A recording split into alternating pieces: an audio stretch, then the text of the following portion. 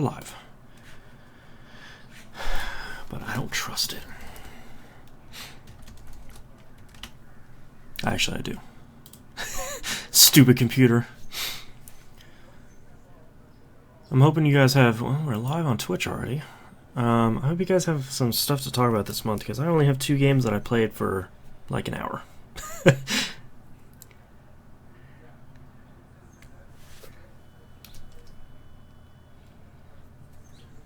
That I played for like an hour. Nice.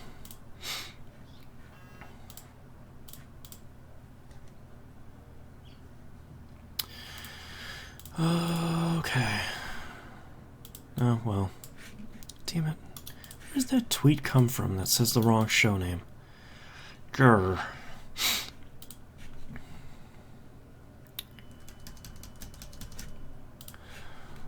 Too much automation. Alright, let's give people about 30 seconds here to join in, and then we will start. Before we do so, I'm going to check my campus. That is already open.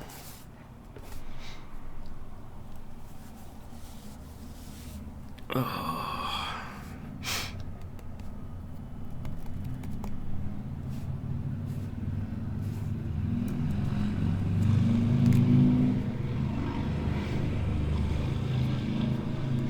Yeah, I read probably like the first 13, 14 issues or something. I really, really liked it.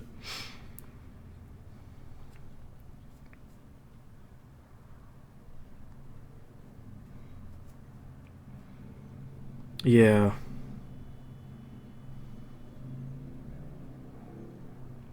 Yeah, I was kind of...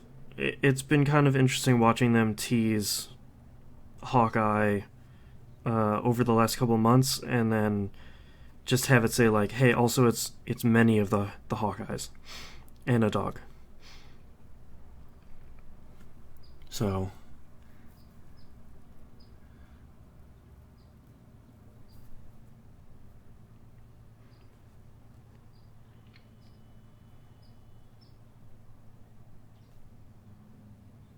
that'd be great.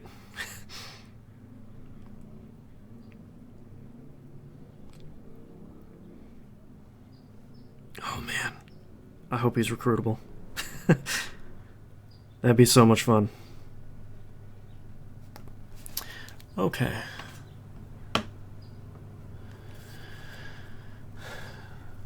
Yeah, I got the cell, and I had to spend a little bit of money at the end to do it. I got all the characters, and I think I only got... Hey there, Tamaine. The only person I didn't level up all the way was America Chavez, because her requirements were just too many of the red ornaments. There was no way. I did have Sif before, but even with that, like, there's just... I couldn't get the randomness of the red ornaments, especially, were just killing me.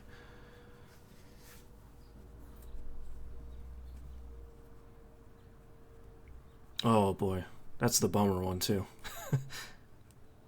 Because now she's expensive. Yeah.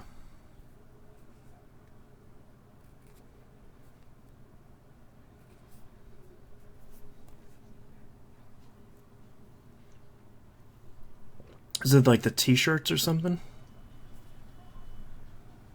Yeah.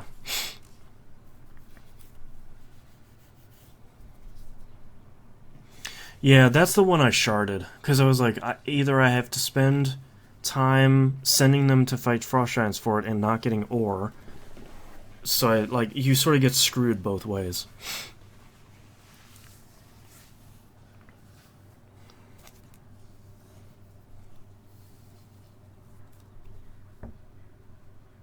Yeah, I don't understand why they keep doing that. She's not a premium character either. So, that's not really cool.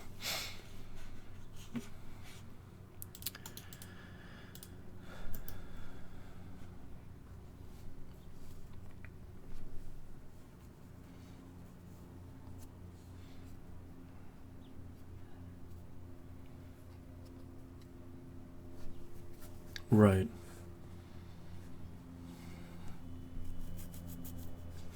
Yeah, I bought both of those.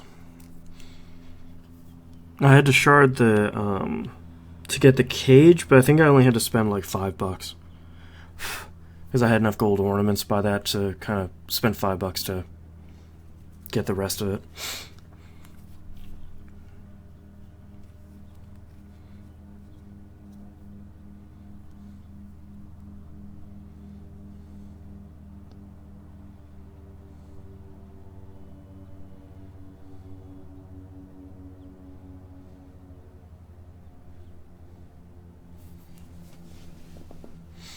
Oh yeah, I did the same thing too because it was like an 8-hour mission would give you one. I'm like, well, I need 42 of them, so I'm not gonna do that.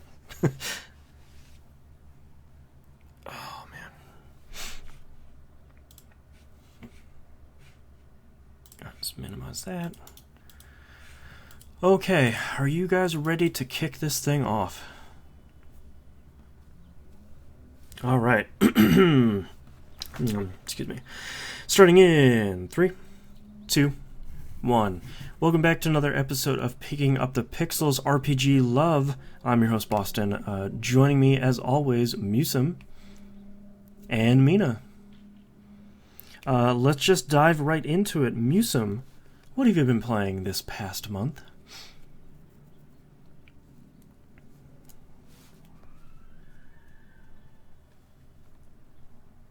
Oh. I am on chapter 3. I've been moving slow. Okay. No. Yeah, Coach Jamal sent us a tweet saying, having watched Kingsglaive and Brotherhood, I'd say these are mandatory before starting 15.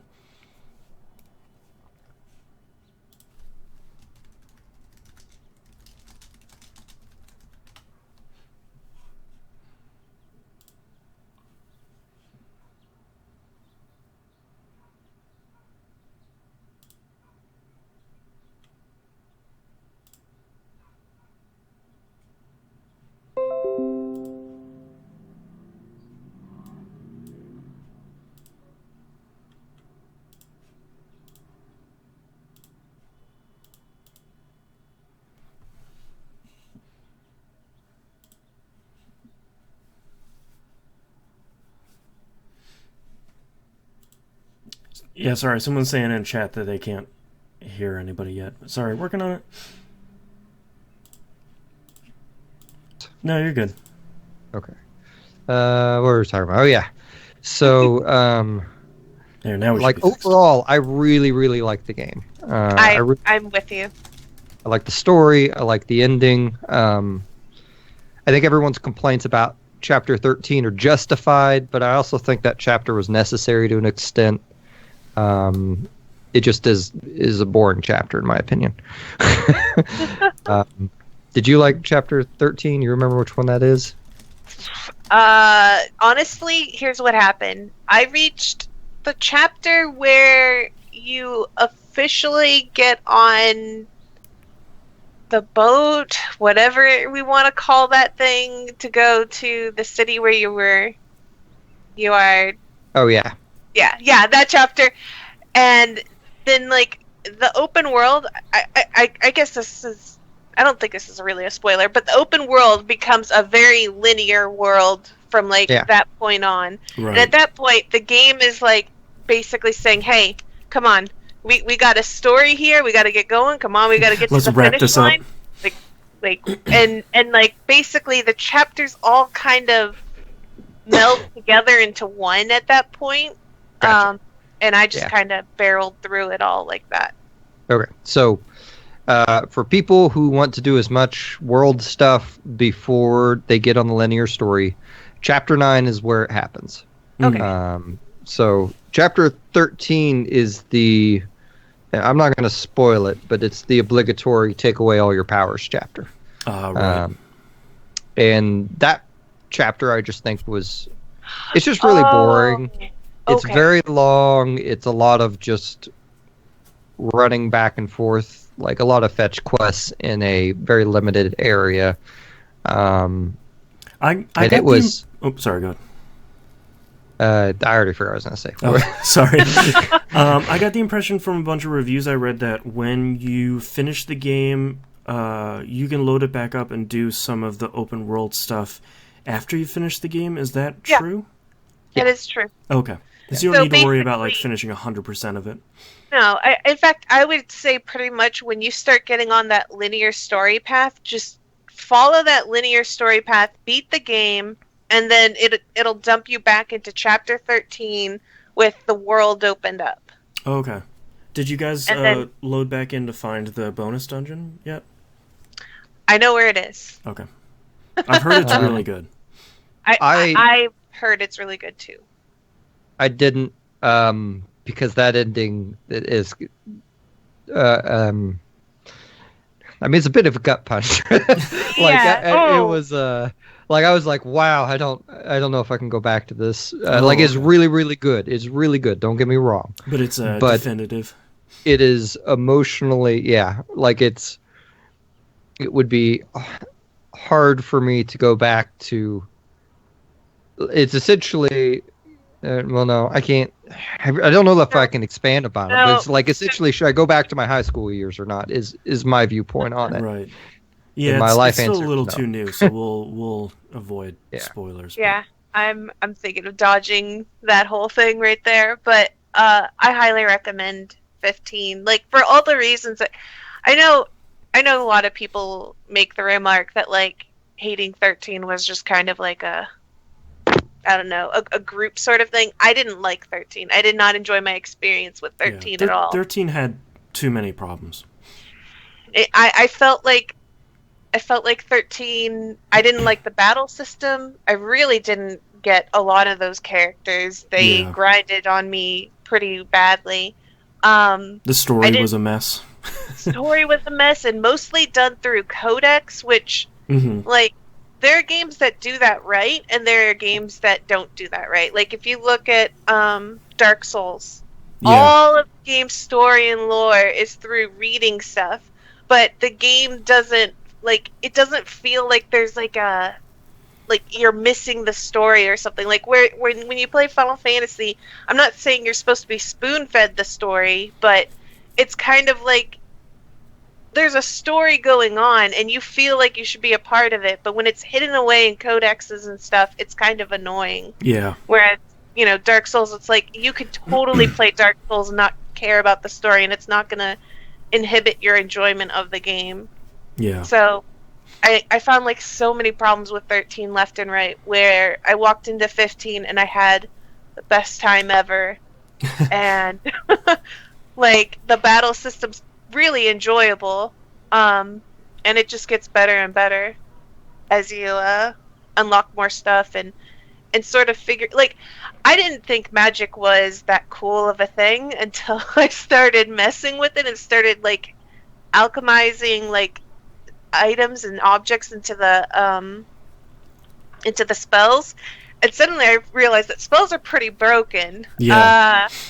Like you can make a quint spell or something like that, and it's just like explosions everywhere, and you're like, okay. And if you put a phoenix down in, it's like reviving characters and destroying enemies, and it's pretty crazy. Yeah, so like actually learning to do the magic craft stuff was pretty game breaking.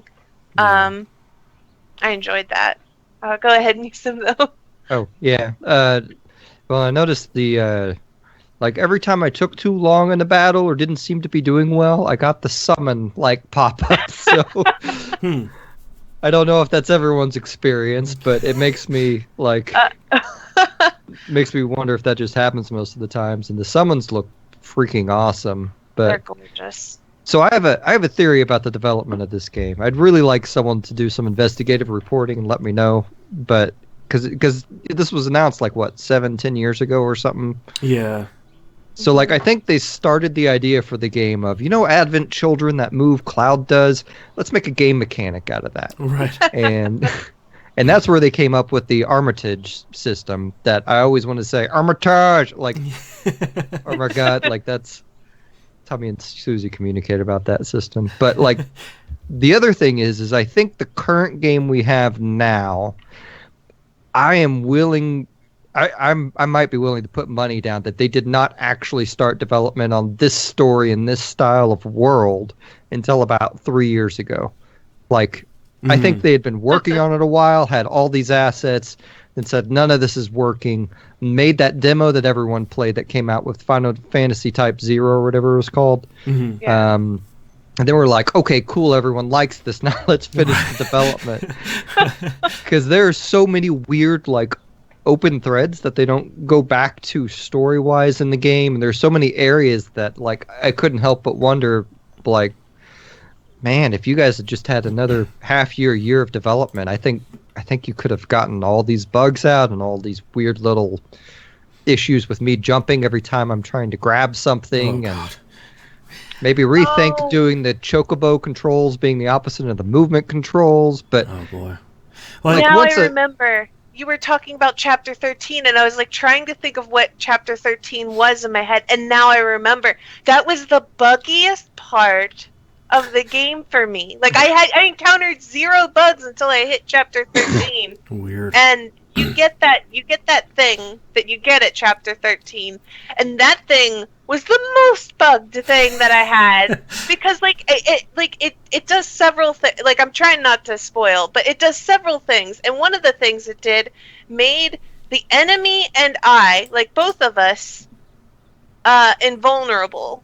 So, like, I kept getting this bug where I would become invulnerable and impervious to the enemy's attacks, but the same thing with the enemy. However, the game would not let you progress until you killed the enemy, but neither of us could kill each other.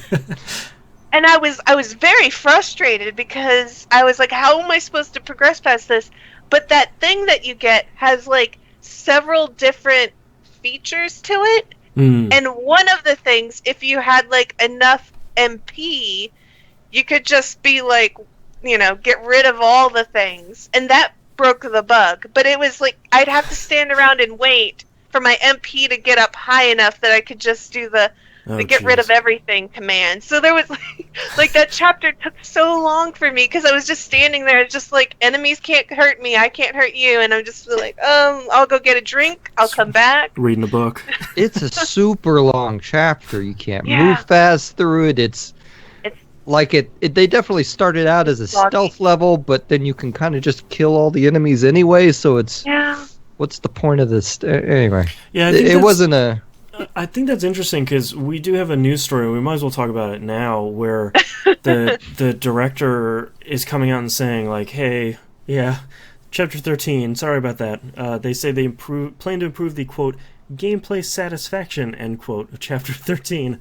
Also with improving the presentation in the second half of the game, including the story. So it sounds, to your point, Musum, like they still were under sort of a bit of a crunch there at the end, and maybe some characters and story threads and the second half especially sort of suffered, but you know, beyond the DLC that they already have planned, it seems like they're also planning on putting out stuff to kind of smooth over some of those issues that especially the story in Chapter 13 had. So it's nice to see them committed to the game in ways that I felt like they never were with any of the 13 games, where they came out and they're like, if you don't like it, you know, that's on you, whatever.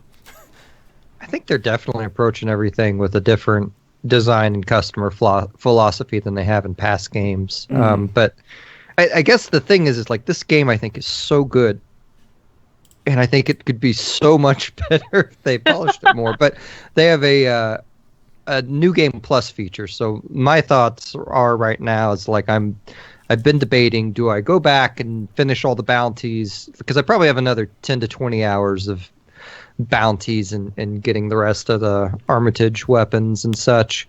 So then it's a question of, do I go and do that now in this game, or do I start a new game plus and then go through the whole game again and do it then?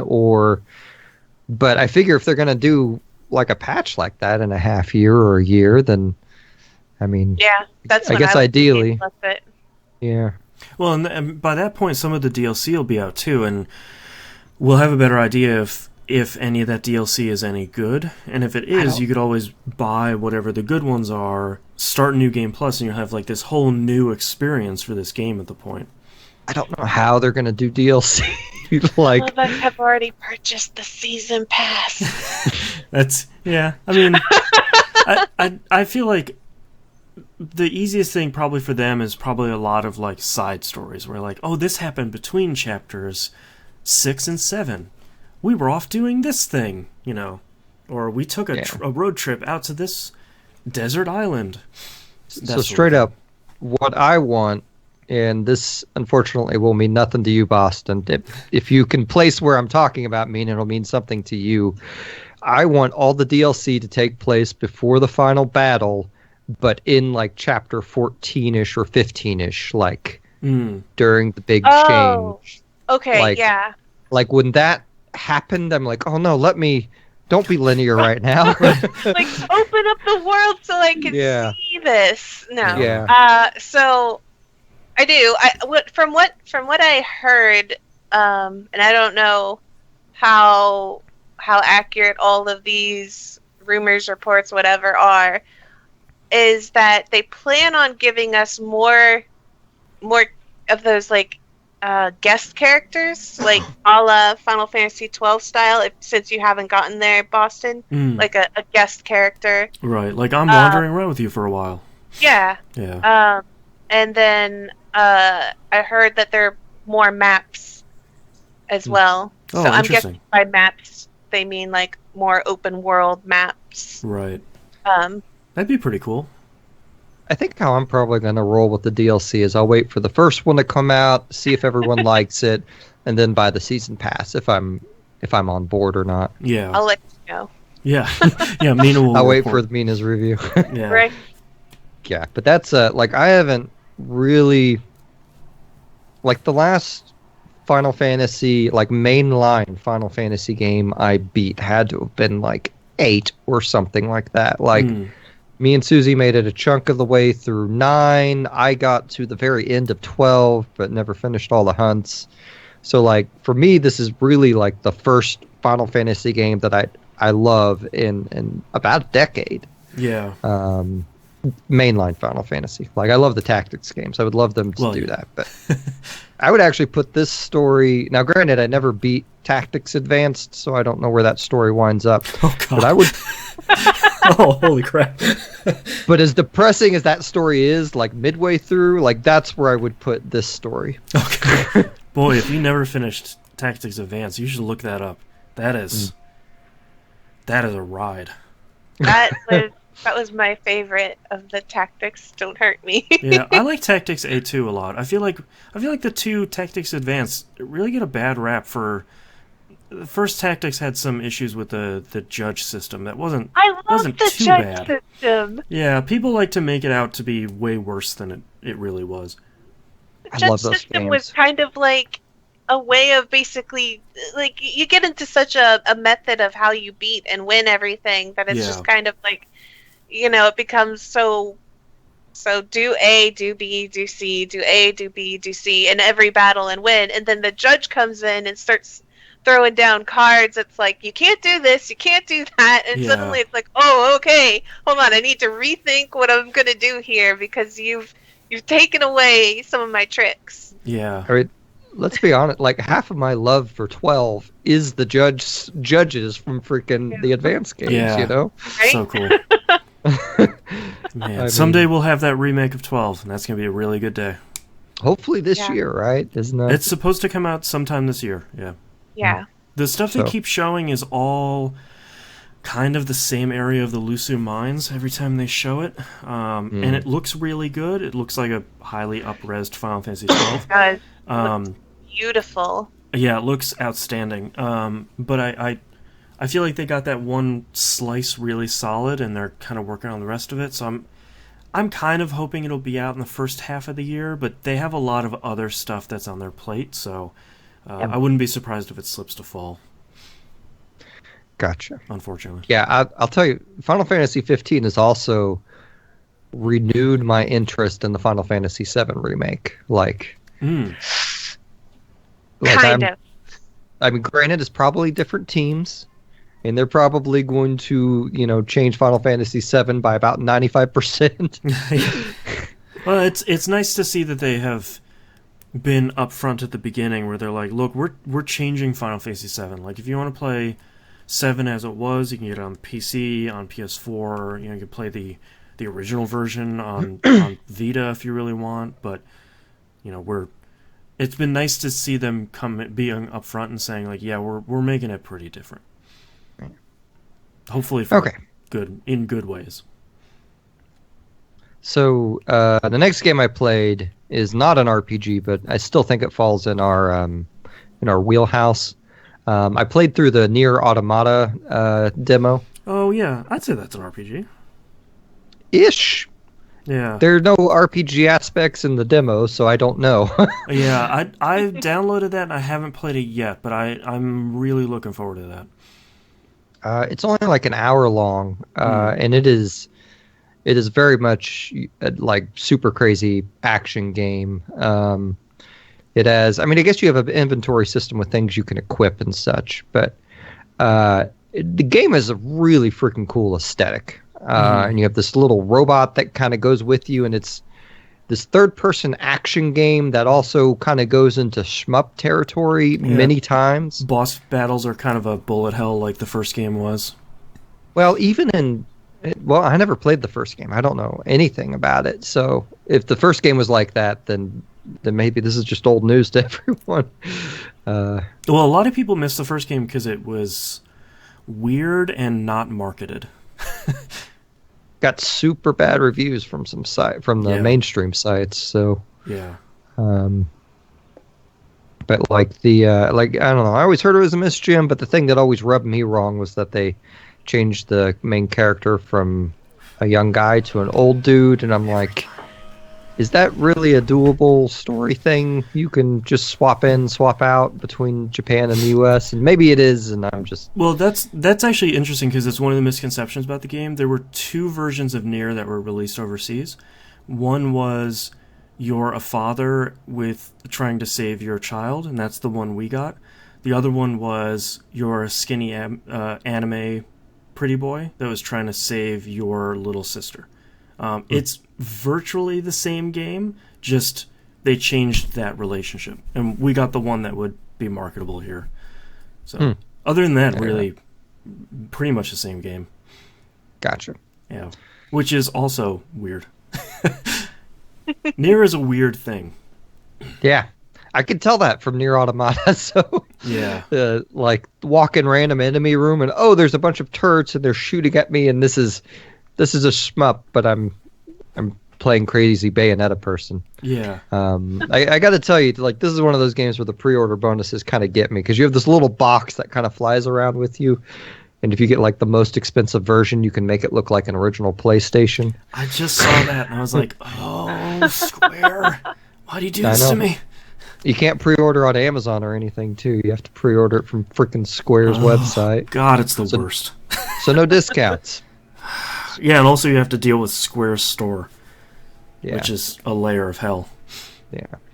So, I've also been... a friend of mine for Christmas bought me the game Tyranny. Oh. If for those not familiar, this is Obsidian's new RPG they released in November that is kind of utilizing an upgraded Pillars of Eternity system. So it's got kind of a Baldur's Gate style pause and assign actions and attack flow to it. Tyranny's story is basically the bad guys have taken over the world and you're one of them. Yeah. The game is crafted super, super, super well. I'm kind of floored by how much I like this game, how difficult the decision making is in this game. Ooh. And just like I've put it on easy because the combat's a little bit too hard for me. But like, so the game starts out and they let you fill out your character's background by going through what they call conquest mode, where you get kind of this fancy looking map, and this is the story of Kairos taking over the world, you know. And first you choose your background. You get a dozen backgrounds in terms of how Kairos recruited you, and you can choose like pit fighter, or you were caught breaking the law, or you came from these people or that people or whatever. So I chose lawbreaker, and it basically is my character committed some crime, was busted for it, but I was really well at defending myself in court, so Kairos threw me in jail anyway and then brought me out when he wanted to use me. So then they put you into the actual conquest mode, which is they're like, okay, first Kairos sends you out to the city. You're in charge of two factions, the Scarlet Chorus and the Disfavored. The Disfavored is kind of like the Spartans, very warlike people. They kind of don't take a lot of prisoners kind of thing. And the Scarlet Chorus is super chaotic, kind of mage gang warfare type thing. Like, to rank up, you kill your boss kind of thing. But we're really into magic. But also, we love magic. Like, they're essentially the Telvanni from Morrowind, if you've played that. Like, that's the best comparison I can think of to them. But more chaotic. But anyway, so then they send you to a city, and then you're presented, like, each city you have, like, basically 3 decisions you get to make. And every time you make a decision, you can choose, like, they present you with 2 decisions to choose from, and then once you select the decision, you choose an outcome. And this will give your character nicknames throughout the campaign. There's a skill or 2 you can gain while going through this, and this will affect some of the state of the world. Because in your third big area that you go to for the conquest mode, something like a city or the city surroundings are completely destroyed. Kairos' thing is he delivers an edict to basically conquers everywhere. And an edict is a magical thing that is just absurdly powerful, and it's just he gives you a piece of paper and you read it and it happens. So like in the third area, most of the time what happens is you read the edict and then the city's destroyed. Jeez. So the game starts and he's giving you a new edict to declare, and you go to this new area, and the edict is overtake this place or everyone in this valley dies, kind of thing. And so you're basically put on a clock, and everyone's kind of working to, survive this edict, because I know what it does. But the thing that like usually in decision making games, I have an idea of where the conversation is going to go. I have an idea of, okay, well, this is probably going to cause this character to react this way, and this is the path I can go to being a good guy. That is not the case in this game, because all of your choices are not good, and most of them, like, you're dealing with this person, and like me as a person, I'm sitting there, I'm not thinking of another option that the game is not presenting me most of the time, which is also rare.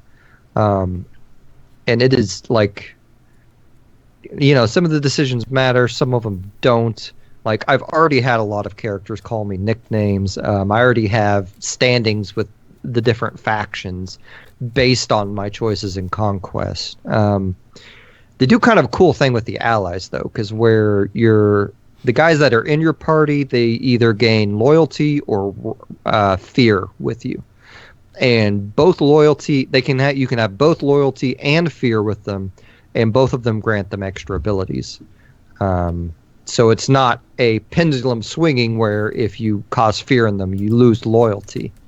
You can have both. It's pretty cool. The magic system in it is really, really, really, I like it a lot. It's a little bit of a look at this hand while I'm hiding this hand, and we're kind of doing the what you've been used to thing. But they do this custom thing where you basically craft your spells, and you have 3 parts to a spell, and they are done by symbols. And when you learn a symbol, everyone in your party knows that symbol, so you can assign spells to every member of your party. You have your base ingredient, which determines if it's fire or ice or whatever. You have your second ingredient, which determines basically how it's applied. Is this shot out in a straight line? Is this delivered through touch? Is this done through a area of effect? And then your third component is not required, but it basically refines the spell in some other direction. I've only found one of those symbols, and that lets me increase accuracy of most spells, although on my lightning punch spell it started causing knockback, which was unexpected. But I'm playing my character super inconsistently in this game because I'm so like the decisions are really difficult to determine what's going to do what, like, you know, and in almost every conversation you have a decision that you can make to engage in combat with that character, which is pretty crazy. But I really, really, really like this game. It sounds really good in ways that Obsidian games are always really good. Yeah, I think this is Obsidian at their best. I actually just looked it up on Steam. It's only $45.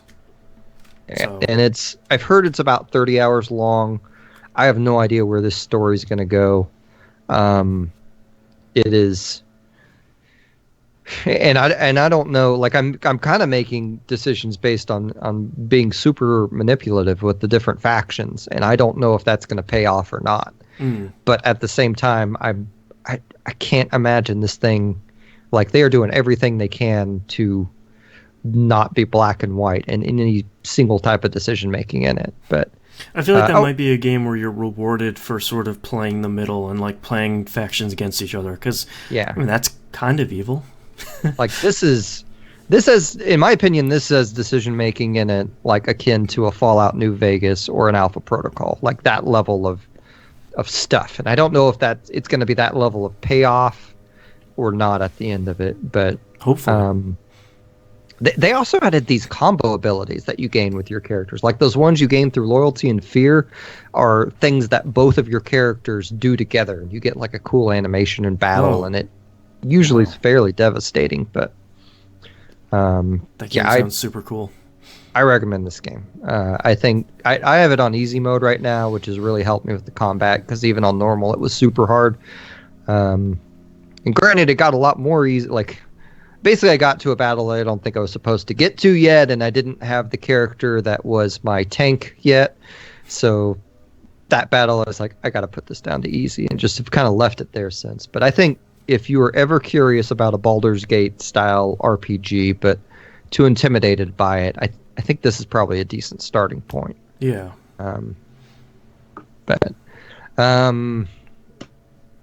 Let's see. And then last but not least, I played some Warframe.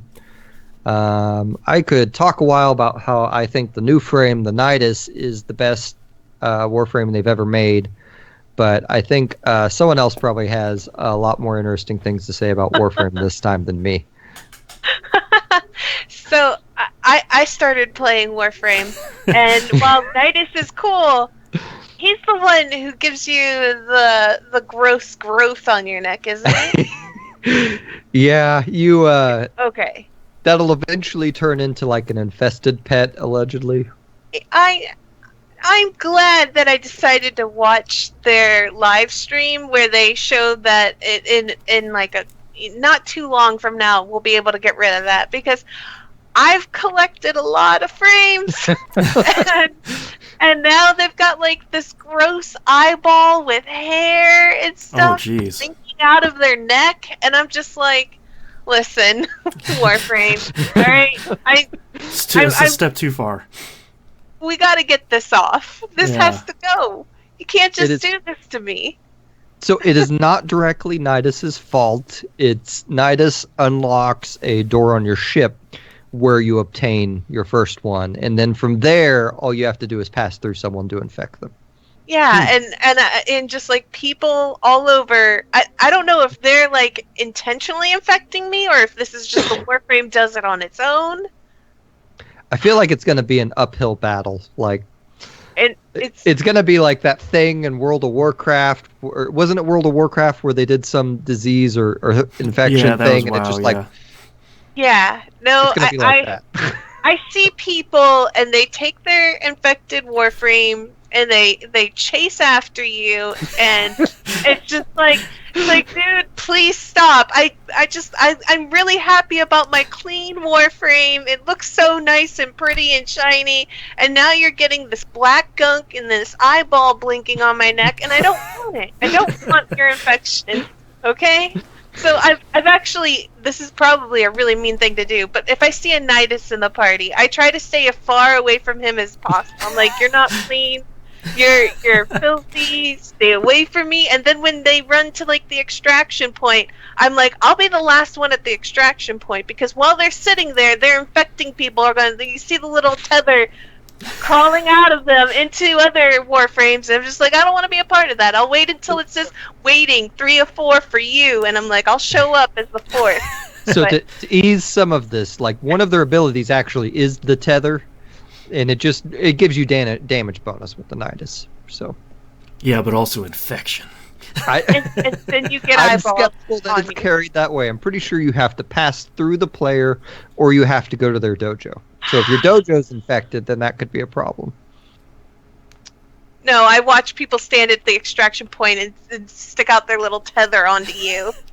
I hate that. Oh my gosh, I hate them. Oh, I hate that. Anyways, I saw the live stream. They showed that, like, apparently maybe in a week or two that there's going to be a way to remove it. Apparently, according to what I've heard, is that if you already have that room unlocked with Nidus, you can get it removed from any of your Warframes, and you don't have to worry about that. However, if you're a player like me who just got into the game and started playing, you don't have access to that room, and it's locked behind like hours and hours and hours and hours and hours of work and effort, and I can't get there, and I'm scratching at the door, and I'm like, I know it's there.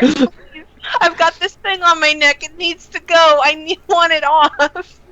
But anyways, so I started playing Warframe, and I would say by day 3 of playing Warframe, my fingers are now conditioned to do what do we call that movement? That's basically like that twirly spin movement. What is that? It's not a jump. It's like a dash spin. Because you do a slide and then you jump. And That's then you it. Jump again and you go back into a slide. It's that slide thing. Yeah. So I hit it's Control Spacebar, I think, on my keyboard, and like at first that was really weird to have my pinky like constantly like at work over there on that Control key. Like, when you play a lot of Warframe, that button got so much use and movement that, like, at first I was really bad at it, but now it's like I burn through levels so quickly. If you ever want to watch something entertaining, look up the YouTube video, 100 Days of Warframe. It's like an animated short someone did, and like they do this big dramatic intro, and then the guy grabs his first weapon and everything, and then like jumps into a wall, falls down, shoots like beside the Anyway, I'm sorry. No. I know exactly that feeling, because like I think on my day 1, day 2, day 3, you could clearly see that like, oh, I'm struggling to climb this wall. I'm just like bouncing against the wall trying to like climb stuff, and there are people that just zoom past me, and I'm like, oh man, I'm trying, you guys. Wait for me, guys. Sorry. You know? I get like timed out trying to reach the extraction point. They're all standing there waiting the 60 seconds while I'm like, oh, I'm gonna make it this time. I'm gonna try to be like with the pack, and I'm just like, I watch them just and just kill everything, and I'm like, I wanna shoot something too. I'm sorry, I'm not helping. I'm like just trailing behind everybody, and they're just, blowing through the content, and I was like, okay, I'm just gonna make it my effort to try and keep up with them. Like, maybe I won't get to shoot something, but I'm gonna try to, be a part of the gazelle pack here and not get eaten by the lions that are chasing us, So I'm just like trying to keep up, but yeah, and it really did. After throwing myself at it, I started moving faster, and I actually get to shoot some stuff now and use some abilities. I unlocked several different Warframes, and I love a couple and I hate a couple. I don't like Nova. And I've tried to like Nova, and I just don't like it. I don't like how I feel like there should be something really satisfying about each Warframe. Like they need like at least one really super satisfying thing that I can latch onto and be like, this is what like the Warframe's all about, and I enjoy it. Like when I walk into Frost, I'm like, I love this bubble. This bubble is amazing. Because Frost creates like a little ice barrier thing that when you're inside the ice barrier, you can shoot anything, but things outside of the ice barrier can't shoot within. And then when enemies come inside your ice barrier, they slow down. So it's like this really nice defensive sort of Warframe. So like that's something I really love about the Warframe. Now it has other abilities, but I feel like having that bubble just kind of is like, this is what I can build around this Warframe and like get to love more of the abilities outside of that. The cool thing is I don't know if you've messed with it much, but on Frost especially, like messing with his like for those who haven't played Warframe, you basically have 4 stats with each Warframe that you can mod, and you can mod those into positive or negative values. The range for one of the abilities is range, and with Frost, range expands how big his bubble is, but if you put it in negatives, it gets a lot smaller. And you can make a tighter little bubble. Yeah. Like there are a lot of really cool mods for that bubble, and there's a couple cool syndicate mods you can get for Frost too. But anyway. No, I am really enjoying him. He's one of my favorites now. I like bringing him to defenses, to pretty much any time when you need to like just sit down and not move. That is like my favorite Warframe to have. I like mixing that up with like sniper weapons and stuff, and just I get to sit there and just like I feel very calm when I play Frost.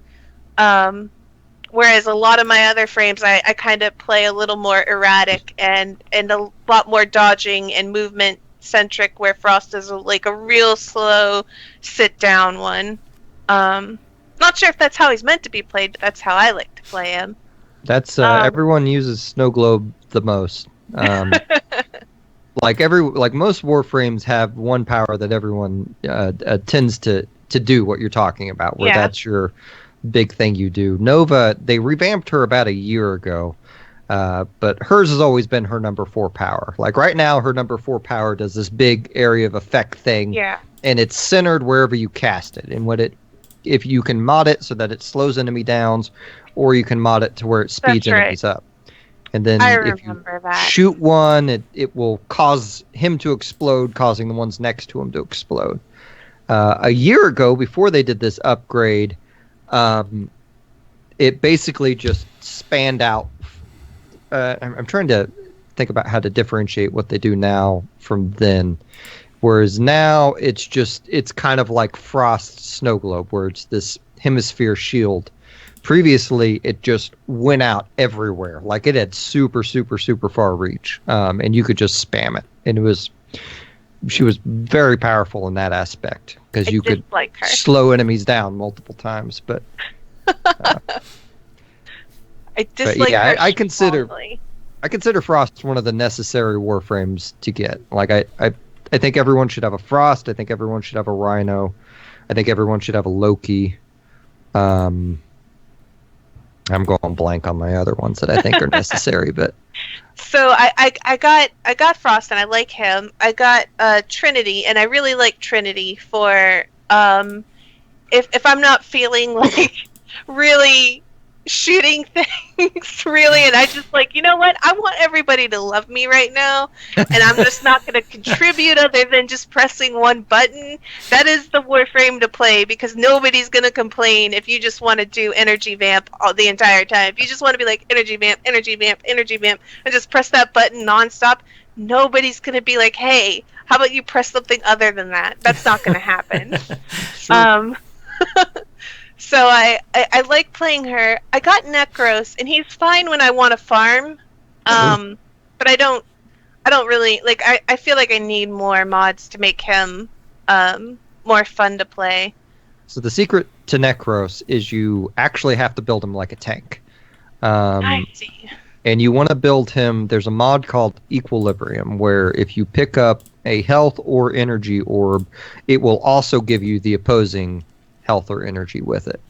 And if you get that and max it out, and then put on like rage with him, where if he takes damage, he gets energy, and then you put on that mod where it will drain him to stop lethal damage, like he can survive some pretty high-end missions. I see. I haven't messed around enough with looking at his builds. But who else do I like? I have a lot. I actually you have most of them at this point. I mean, you put in like 200 hours. I have a lot of Warframes. I'm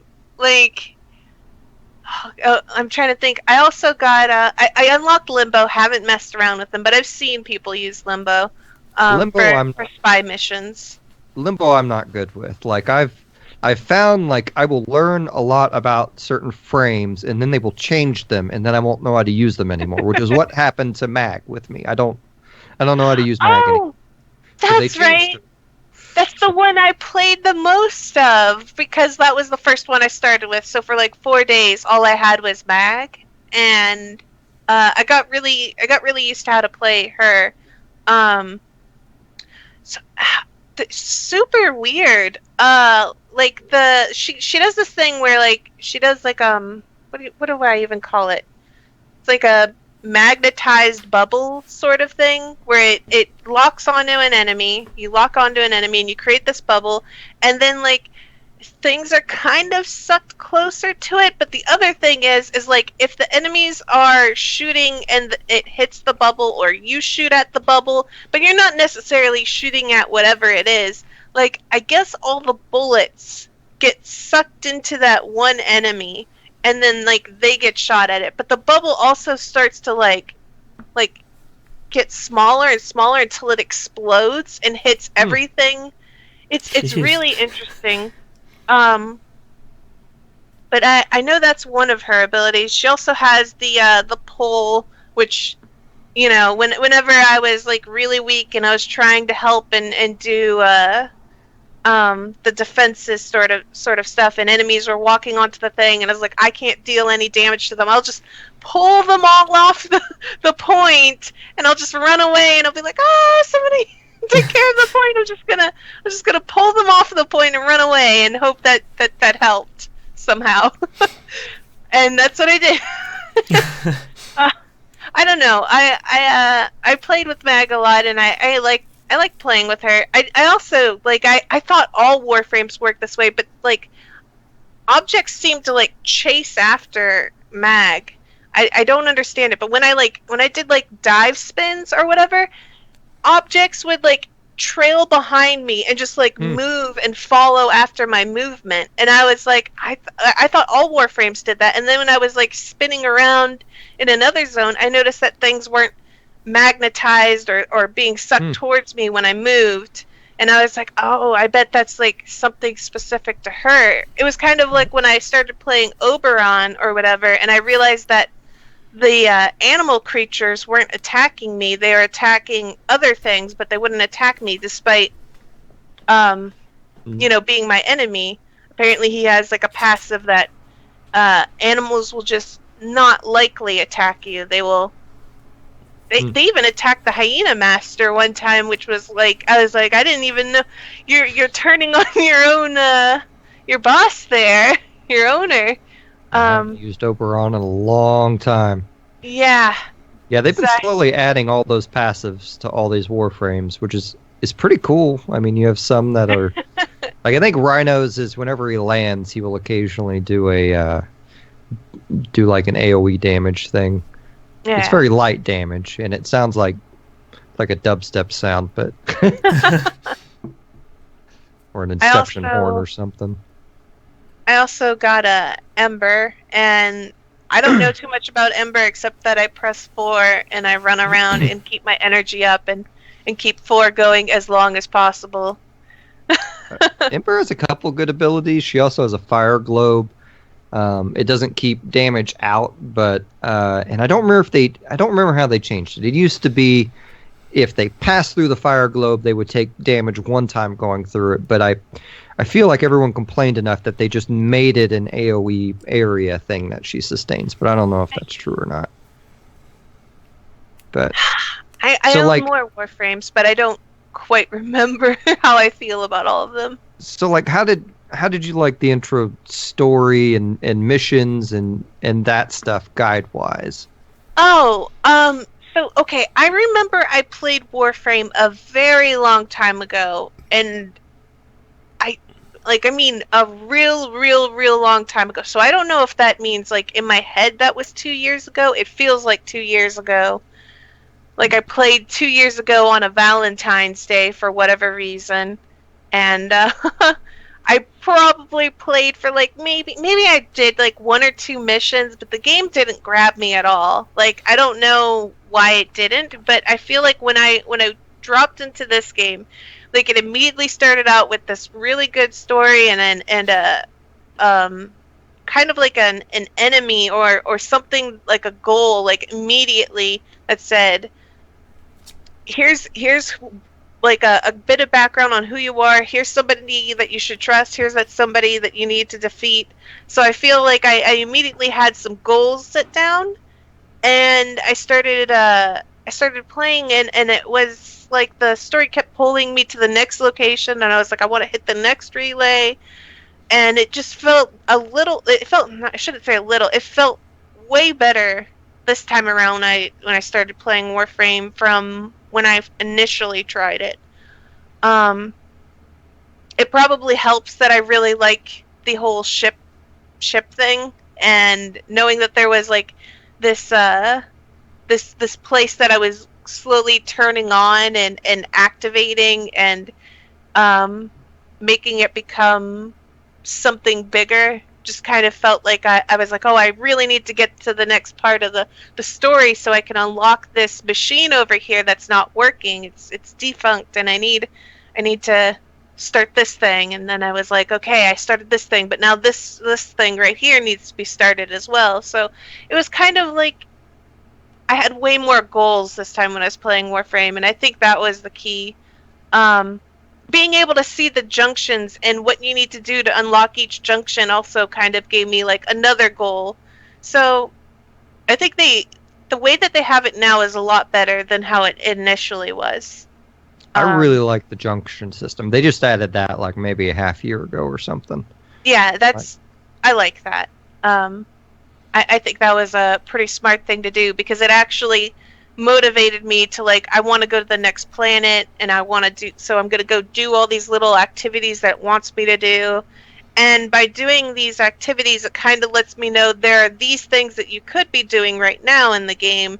And it was like, oh, I didn't know that this was a thing in the game, but now that I see this as a requirement of the junction, I know that this is something I can do. So in a way, like without being like doing fetch quest here, it was more like I'm going to teach you to do these things in the game by making them a requirement to do it once or twice or whatever. And then now you know that it's there, and now I'm not going to bother bringing it up, move on. Which is pretty smart. I think that's a unique and nice way to kind of teach your players to experience more in a game. I'll tell you, if you ever want to be tripped out, like, because Warframe, I guess, started as a Kickstarter or something like that, some sort of crowdfunding thing. Go look up the original build of Warframe. It is like they have like one tile set, they have like 3 frames. The weapons have like a weird skill tree thing to them, like because they didn't have mods originally. Like it is so different.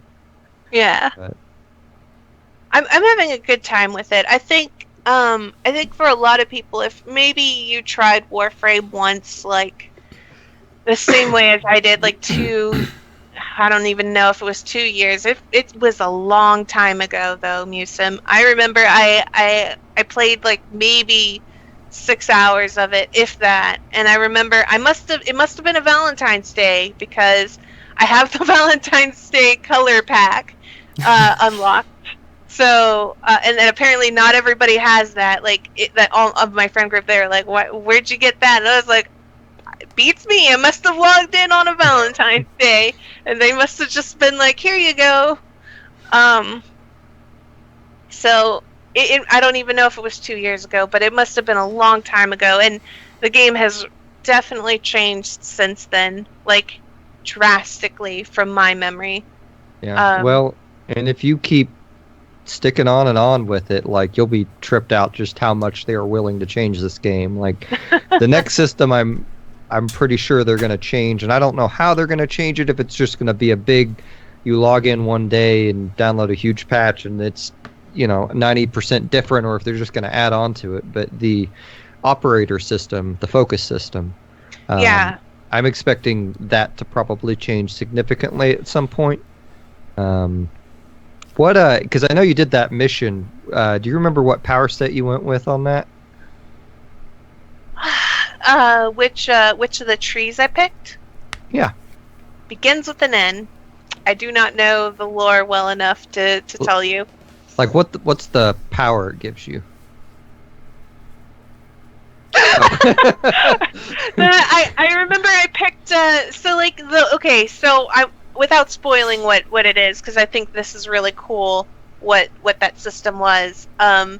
They kind of gave you like some dialogue prompts, and just like you picked like, oh, choice A, choice C, choice, you just go down these choice lists, and then like the game says basically, oh, it sounds like you would be a follower of this school, and then it I believe it also gives you like, no, let me choose my option. Like, there's an option to do that, and I was just like, well, if you think I belong in that school game, then that's where I'll go. Well, and you can unlock them all. Like, it's not it takes forever to level anything up in them, but you can definitely unlock them all. So I have no idea what that school is. Oh, I think it's Melee. I think someone, like, I actually talked to one of my friends, and they're like, so you picked the Melee school? And I was like, apparently. Sure, I guess. I didn't know that was one of the options. I knew there was one where you shot a beam out of your chest. I think there's actually two where you shoot a beam out of your chest, and I chose the healer one, which is pretty cool because I can immediately revive people after I use my special. Like, so if you've ever had someone skip the whole revive 0 to 100% counter, that's what happened. I've seen someone do that. I actually was I was in over my head in something, and I accidentally brought my pet with me. And as I entered, I was like, no. I'm like, this is, and I immediately typed it in chat, and I was like, I'm so sorry if my pet dies. Just let him die. I'm sorry. I didn't mean. I forgot. I meant to bring my sentinel. And I just felt terrible. My dog died probably a good 30 times. And I would see Snow has died. Worst movie ever. Snow is revived. Snow has died. Snow has been revived. Snow has died. I'm just like, whoa. I was like, this guy just kept walking over, and he'd tap it, and it would come back to life. And I was like, that's amazing. I didn't know how they were doing it. I can only do it 2 times per power use, so mine's not. I have not ground a bunch of focus. I'm not up on how to do that the best, but you seem to get the most from sorties, so I see. And I think sorties are a lot of fun once you get your mods there. Yeah, I've finally calmed down with the amount of Warframes I've collected. Like, I've finally reached the point where it's like, okay, I'm going to need more help to get more Warframes than what I have. So now it's more like I'm now no longer dumping credits into procuring Warframes, and it's more about dumping credits into mods and making the mods stronger.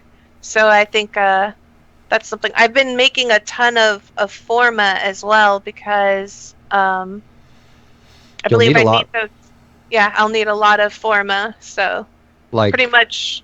You'll need it for your clan, for any new room that happens there. Yeah.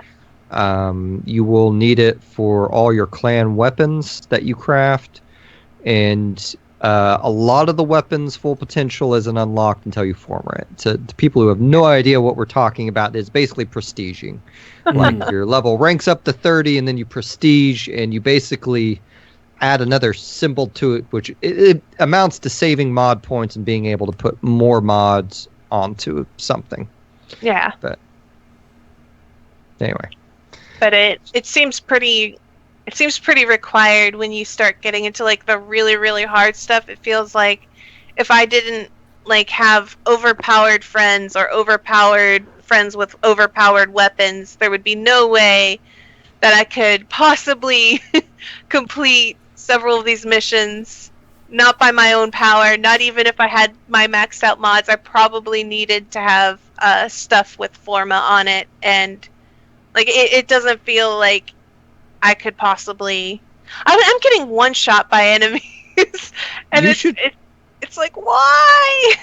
If you aren't looking up builds for your various weapons and warframes, I highly recommend you start doing it. Just start looking at what mod layouts people are doing. A lot of what they write in those forums goes above my head, and I've been playing for 4 years now.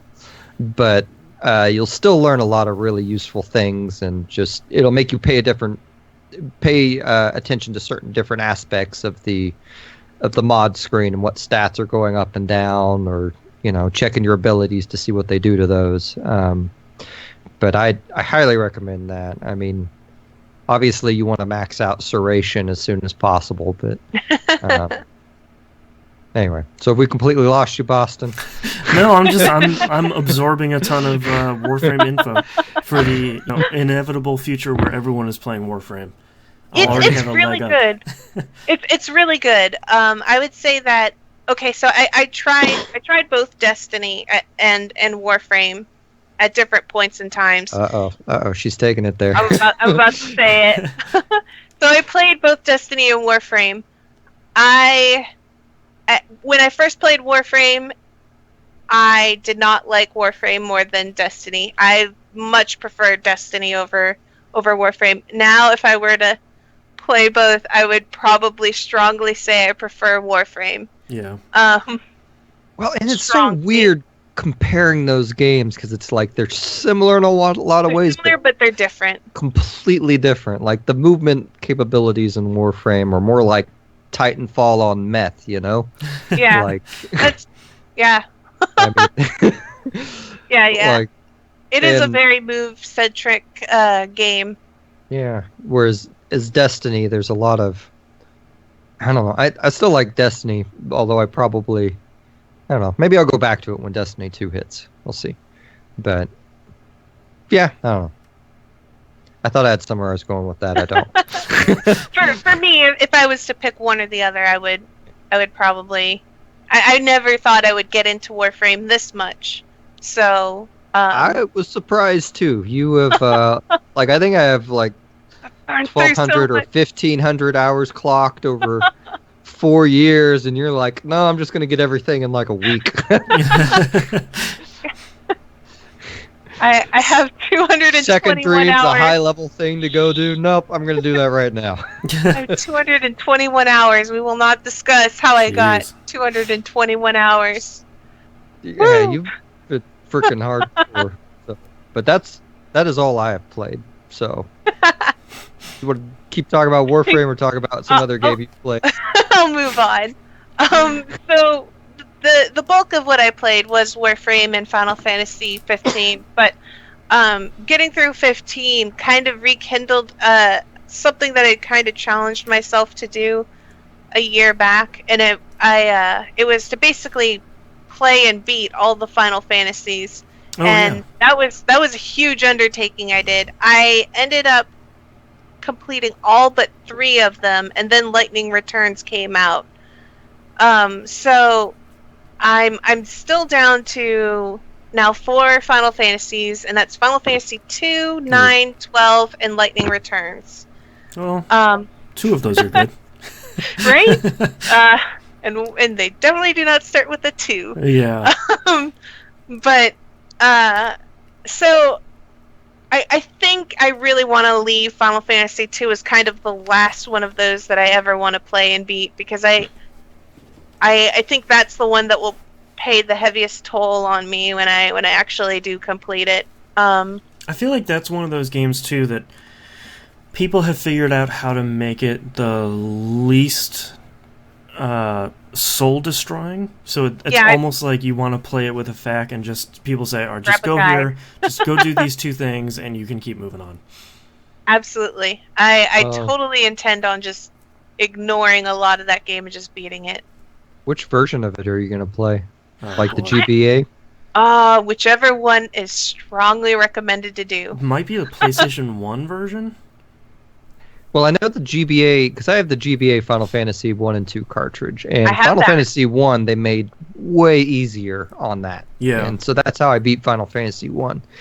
And Final Fantasy 2 I didn't think was very hard, but I got lost and I have no idea where to go wherever I left it.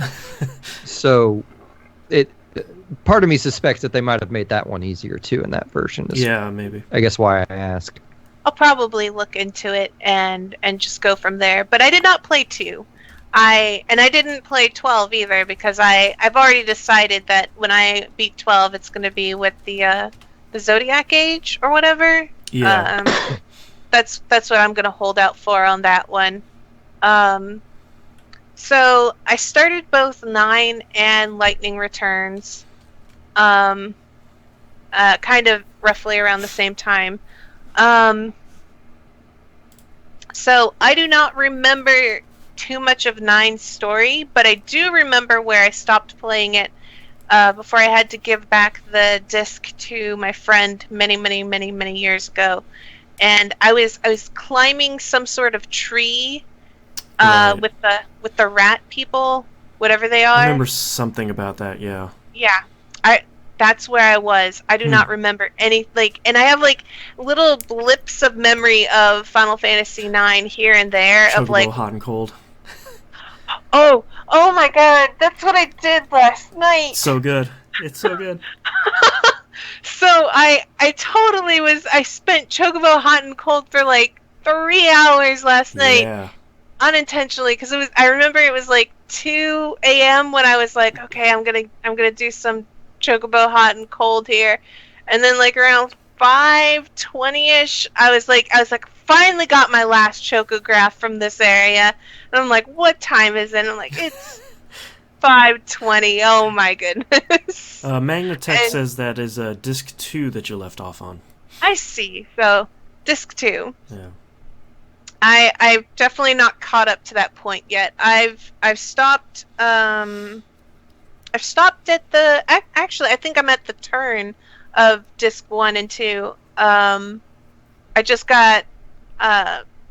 What is Beatrix's move called? She did the thing that basically made me and my entire team drop to one knee. And yeah, I don't remember. Yeah, it was It's been a long stock time. something or other. And then, so I didn't know this, but is this the only Final Fantasy that when you use a tent, you don't even restore what percentage of health does a tent restore? Because it's not that much. In all the other ones, it's 100%, and I remember Why? there being something weird in 9 where it wasn't. Why? Yeah. Okay. So I blindly didn't think about it, and I was like, oh, a tent. I'm going to use a tent here, and then I'm going to go do this. And then, I go into the battle, and, all my characters had, a fraction of their health. And I'm like, but I used a tent. Yeah, as much as I remember really loving 9, I remember there was a couple of instances of things like that were just a little bit weird from sort of the conventions. Also, all the mini games in 9 frustrate me because they are not rewarding. Oh, yeah. Why Oh, yeah. do they do this? You could at least put something at the end of a quest or a mini game or something, so that way I could feel oh, okay, I'll do this. But it's kind of oh, you're gonna reward me cards. That's cool, but I don't care about cards. Yeah. And it's you want me Collected to all the play cards in that game. Tetramaster, but Tetramaster doesn't give you anything. So why would I Tetramaster's the do best. that? No, it's not. I know everyone loves the one from 8. I like the one Triad. from 9 way better. I So the love first Triple time Threat. I played 9, I played for half an hour, and then they introduced the card game, and then I played that card game for 4 hours, something ridiculous. That sounds about right. And then I didn't play the game again because every time I thought about it, I'm like, no, I have to go win these I have last. to go get more cards. Yeah. I at least I liked 8 because it had that card game, but what really made me like 8 was that the cards did something. I could turn Yeah. the cards into Magic. That's so it true. kind of felt like when I was playing these card games, it'd be like, oh, what will this card transform into? And like, Right. oh, I get these pieces, and now I can get weapon upgrades, and it just felt like it felt really satisfying to do the card game because it was also story progression for me. Yeah. In terms of that, but where it's like in 9, it's like I'm playing just the card game just to do it because it's not going to reward me anything Yeah. that I care about. So, dislike you mini games, and that jump rope mini game may be the most toxic of the mini games. I never do that one. That one is just infuriating. Terrible. Man. But I'm in 9, and as Magnatech pointed out, I'm actually at the end of disc 1. That's what I thought. I believe I'm at the turn. I'm playing the Steam version. Graphically, it looks amazing. Oh, what really? did they do? What happened? Interesting. Like, I didn't even know that they up-resed it this much. Because, like, I also own it, for the console proper. And when I turned it on, everything had that real blocky, old, graphics that we all know and love. Yeah. And then, like, this looks like they actually up-resed it, and it looks really nice and clean, and like I can make it full screen on my computer, and it looks gorgeous for a game of that era. So I don't know what they did, but I was like, I'm glad to play it on this, and they have so many save slots, and there's nice. some sort of weird it's like a cloud save, an auto save or something like that, because I was drowsily playing the game, and then I accidentally closed it, or it crashed or something like that. I did something. It was my fault. It wasn't the game's fault. I think I opened some other application and like crashed the game somehow. And I was like, oh no, I hadn't saved, and I was like, oh no, this is gonna be terrible. I'm gonna have to walk through all of this area, and I boot up the game, and I hit continue without even thinking of what continue meant, and it loaded immediately up where I was at, and I was like, oh, there's some weird sort of cloud save in this game, and I was like, oh, I forgot the other thing they did. So for people who play Final Fantasy IX and are just like, you know what, I don't want to have to do all of this stuff in 9, they have these buttons that you can press that basically says, I don't care about leveling, I don't care about money, and I don't care about learning weapons. Just give me all just give me all this stuff so that I can play this game and beat it. Oh yeah, I didn't touch it. Yeah, they introduced that with 7, where it's the built-in cheats. Yeah, the built-in I don't care. Yeah, buttons. that stuff's really cool. So I guess for people out there who are just like, I don't have the time to do all this stuff, just give me all this so that way I can play the game and beat the story. There are actually 3 separate buttons, so you can kind of I guess customize which buttons you want to press. I don't think I would press any of those buttons unless somehow I magically maxed out my character's levels and I couldn't learn stuff or something like that. That's the only reason why I would press any other to press them at all, but there's no need. I'm getting plenty of money and other stuff by just playing. So that's 9. I also started playing Lightning Returns, also on the PC from Steam. Where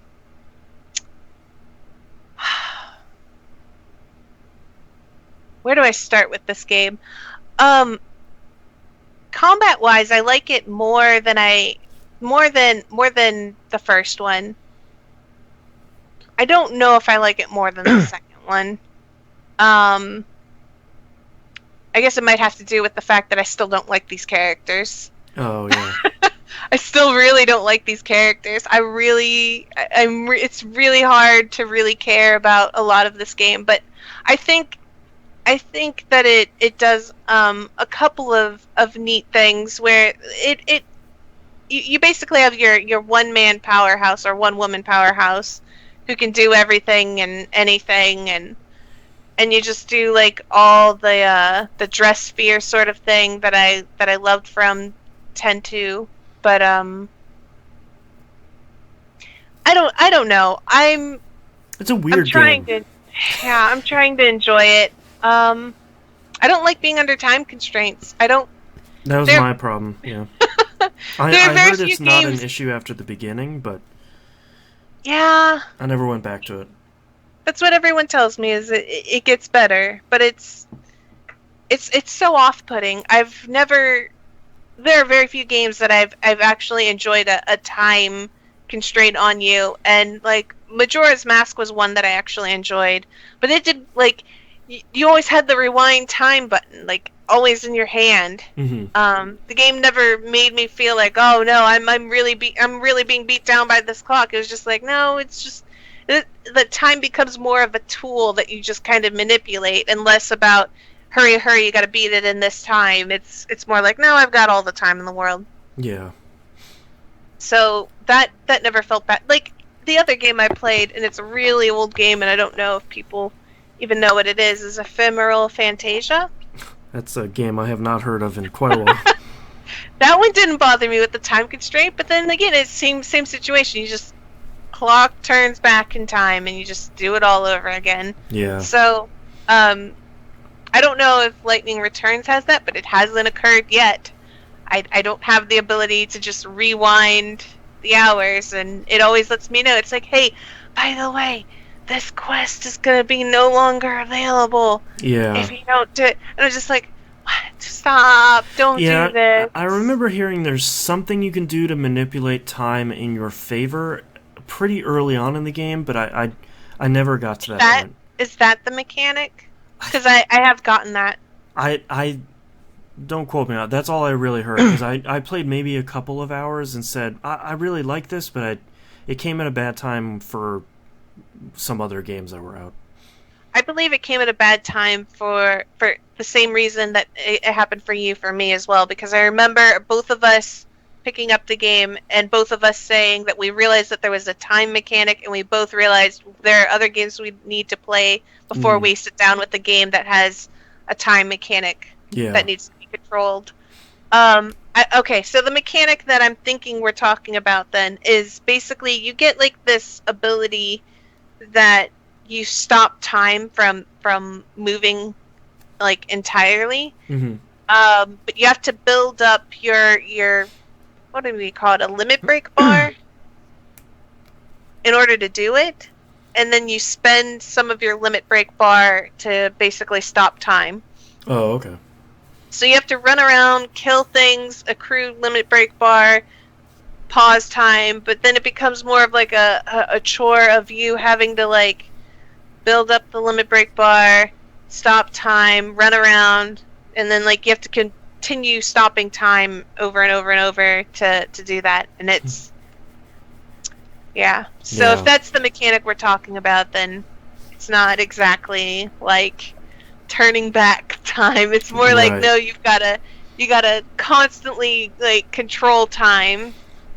It's not I don't think Lightning Returns is going to be a bad game, as much as I'm not enthused about playing it. It's just more or less that I don't like those characters, the world, that story, or the time mechanic. As cool as Lightning is, she's probably the best of all of them, but that for a lot of people that's not saying much.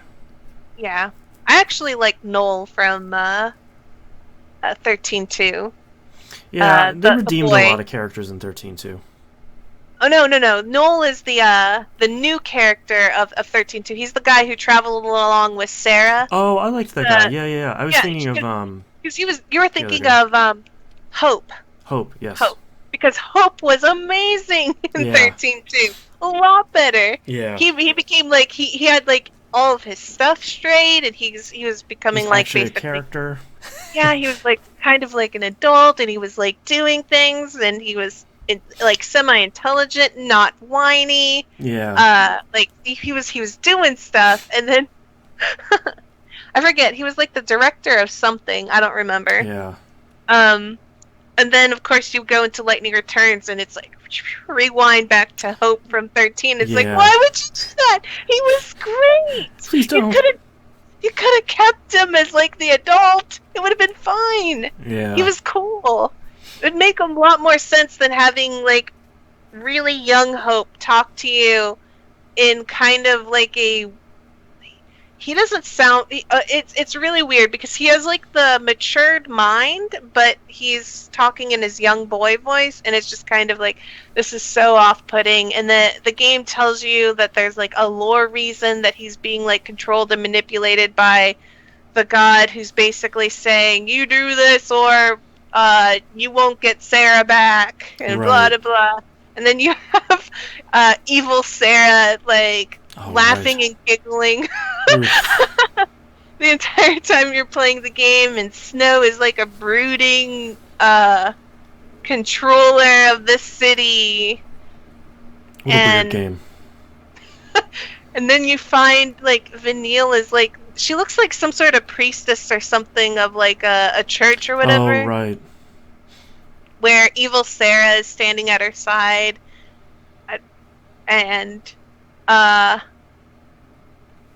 I found Fang. I haven't yet met Saz. I'm sure he's there. Hanging out somewhere. Somewhere. He's doing something.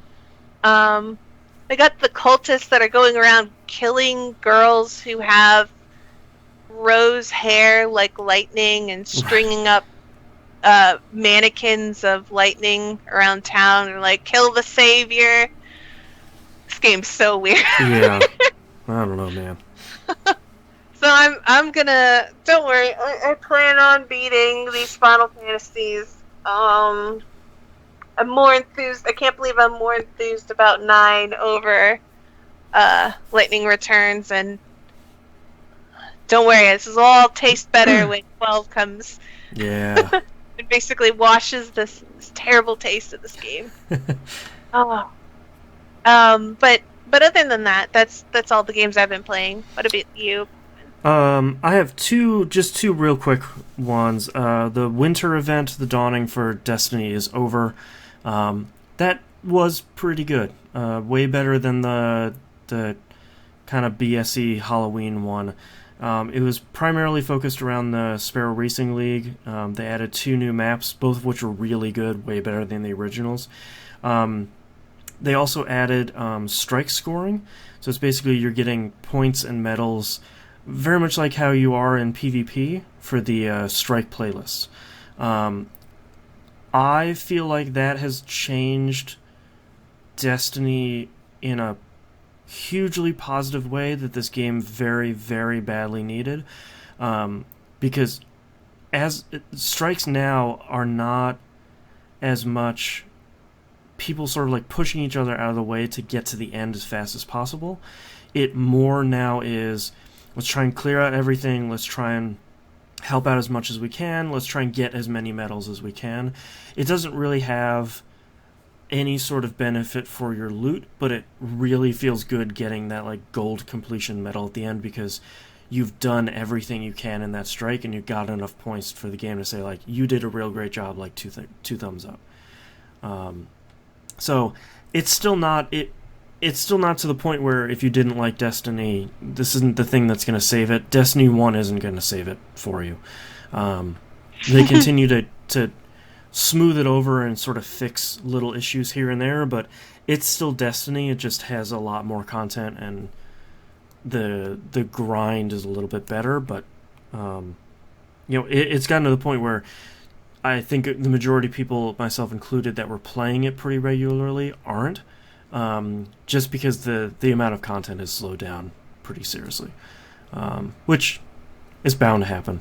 So I'll probably play for all of these events up until Destiny 2 comes out, and then hopefully it comes out in fall, and then both feet forward for Destiny 2. And last but not least, Diablo 3 got a patch. It's the Diablo 1 20th anniversary patch, and basically they put a 16-floor rift in that is basically a recreation of Diablo 1. They did something to the graphics where it looks like it's 640 by 480. You can only move 8 directions, and the animation is super choppy.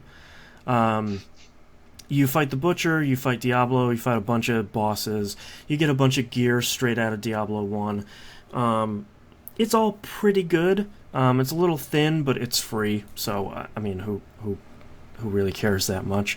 It's only around during January of every year, so if you want to see it, you kind of have to pop it on now and go see what's going on. But that's all I've been playing this past month. I haven't played a lot of RPGs. I'm hoping to dive into 15 this month. Fingers crossed. But let's take a break. All right. Go meet some guy. Holy smokes! Looking at the Diablo 3 anniversary event. Yeah, it's whatever they did. The graphics is really fun. I'm looking at it. That's cool. Side note: the Butcher used to give me nightmares as a child. I had Butcher nightmares. was frightening. That whole area was really creepy. I remember when I used to play the first one, I would load up in the world, and if it had like the bloodied streets or whatever, I'd be like, nope. Yep. No, let's re-roll this one. Reroll.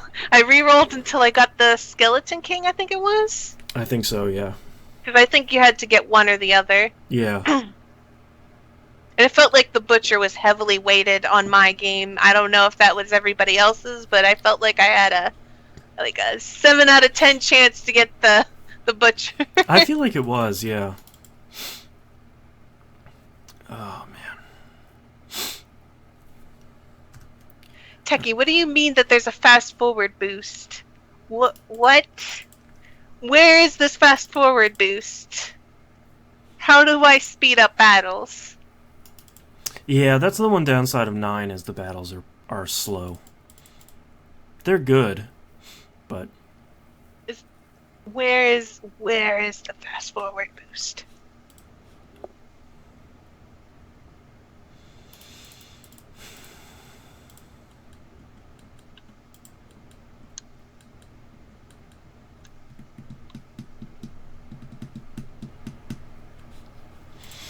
Alright, once Musum gets back, let's try and blow through the rest of this. We've been recording for way longer than I thought.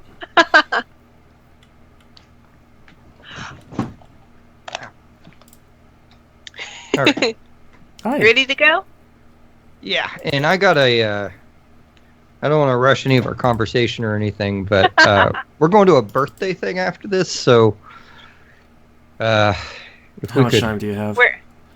Well, like I knew we were going to be late. Period. Whenever Susie told me it was happening, because it starts at like 7:30, which is in 20 minutes our time. Okay. I actually think that's about all we have for the second segment. We don't have any emails or tweets, and we already talked about the one news story, so I think we can blow through it pretty quick. Plus, I'm getting tired, so I want to blow through it. Yep. Sounds good. Yeah. All right, starting in 3, 2, 1. Let's talk RPG releases for January 2017, starting off with Danganronpa version 3 Killing Harmony for PS Vita and PS4 on the 12th. Mina is so excited. I need it! Yes, now! Hopefully it's good. Dragon Quest VIII Journey of the Cursed King for the 3DS comes out on the 20th. I really liked this on PS2. I understand there's a little bit of stuff they had to cut to get this on 3DS, but I don't think it's very much stuff. I think it's some voice acting and maybe a little bit of music. Voices. But yeah, that's what they did with the phones too. Yeah, 8 is really good. 1 to level 5 is really, really great games. Kingdom Hearts 2.8 HD Final Chapter Prologue comes out on the PS4 on the 24th. I don't know, man. We talked about that, I think, last month, and you either know what it is and you're buying it or you don't care. So I'm not going to sell you. Tales of Berseria comes out on PC and PS4 on the 24th. Really excited to see if this one's good. I liked Tales of... What was the last one I played? Tales of Xillia 2? No. Whatever the last one I played was pretty good. Berseria was the latest one. Before that would have been Xillia 2. Yeah, I played the Zestiria. That one was pretty good. Hopefully Berseria is good. Yakuza 0 comes out for PS4 on the 24th. If I remember correctly, that's a prequel to all of them. So if you're like me and you haven't played through Sega's really great fist-fighting JRPG series, apparently this is a really good time to jump in. So, and last but not least, Disgaea 2 comes out on PC on the 30th. I can recommend Disgaea 2 as being a really great game. You might want to wait until you see how the PC port of that is. Some of those games have been a little bit rough. So, at the very least, what's-his-face Durante will fix it. So, you can always bet on him. All right, let's move on to news stories. Valkyria Chronicles Revolution has been announced for PS4 and Vita on 2017 for North America. I know, Musum, you put this one in here. This is, overseas, it was Valkyria Azure Revolution. I'm surprised we're getting that here. Yeah, I am too. Surprised we're getting it on Vita. Yeah, there's a lot of surprises going on here. Yeah, but I mean, they did get that Valkyria HD version released on PS4. They haven't done anything with the second game, though. Yeah, that was second and third one were only PSP ones, I think, though. Yeah, if I remember. Yeah, I'm excited to see more Valkyria stuff coming out here in North America. I really liked that first game, and I've heard good things about this one, so hopefully it's good. Yeah. Speaking of hopefully it's good, Mass Effect Andromeda North American release date is Tuesday, March 21st, 2017, PS4, Xbox One, and Windows PC. Europe gets it on the 23rd. I would really like this to be good. Yeah. There hasn't been a lot of footage released on this. I know they've just released a new trailer that I haven't watched. It's all gameplay and kind of the level up tree, skill tree stuff. Okay. I could tell you what they showed, but I don't know if you guys are in. Don't tell me anything about the game mode. No, I've heard that it was. Close. It's too close to Persona 5 for me to care. I can't go into that game. Realistically, I mean, granted close. they had 5 years to work on it, but most Mass Effects you can beat in 20 to 40 hours, right? Yeah. So you got like 2 weeks before. I mean, when is Persona 5? Is that April the 15th now? of April, or is that April. the 5th? Yeah. It's Okay. like the 4th or 3rd of April, something like that. Oh, that is too close. That's way too close. That's what I said. I'll be too busy with other games. I can't get into that, and then Persona 5 comes in, and Persona 5 Musum. Maybe that's and what I I'm gotta gonna be prepared. do. I just hit 10 years at my job. I get an extra week of vacation. Maybe that's where I need to There you go. strategically place it. I think so. Who's gonna care if you're off at like the beginning or the middle of April?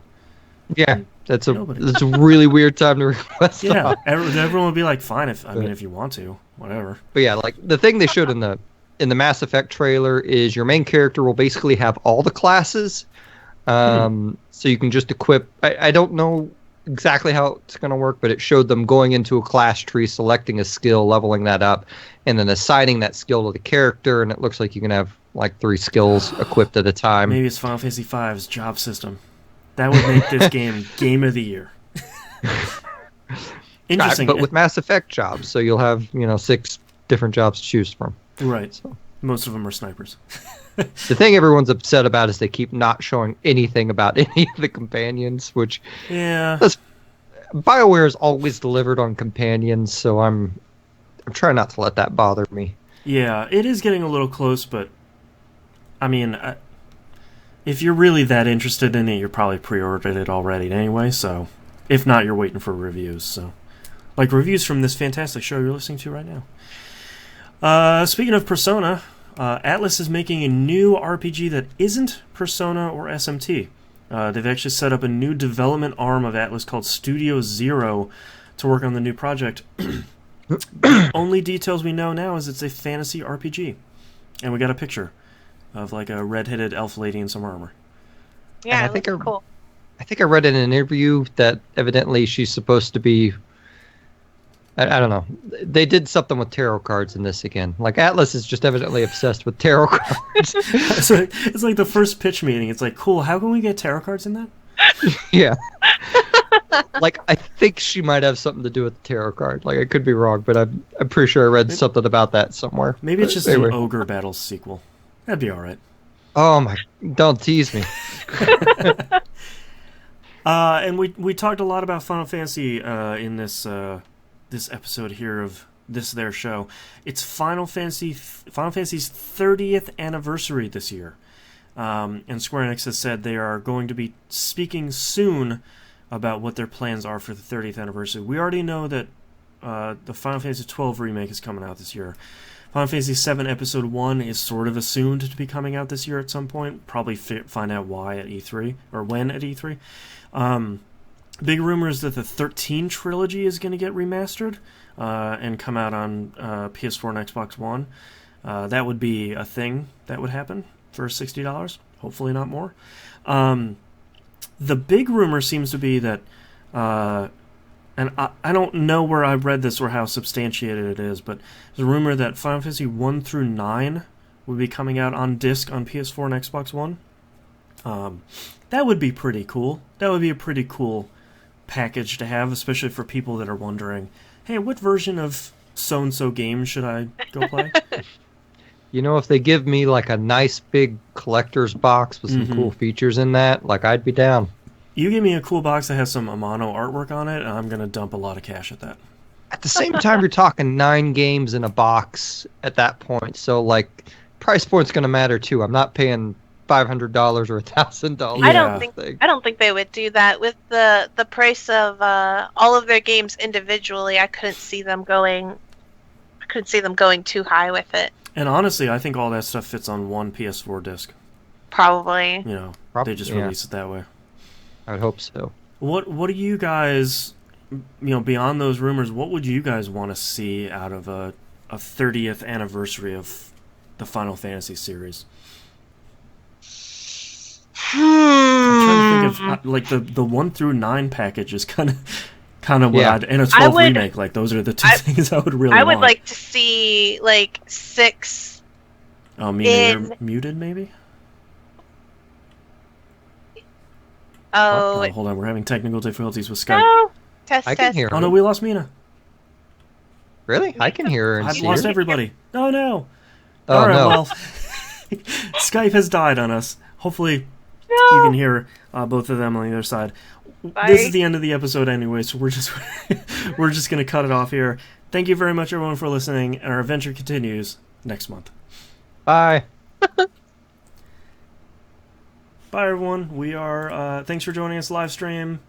I don't know what happened. Computers, probably. We'll see you next month.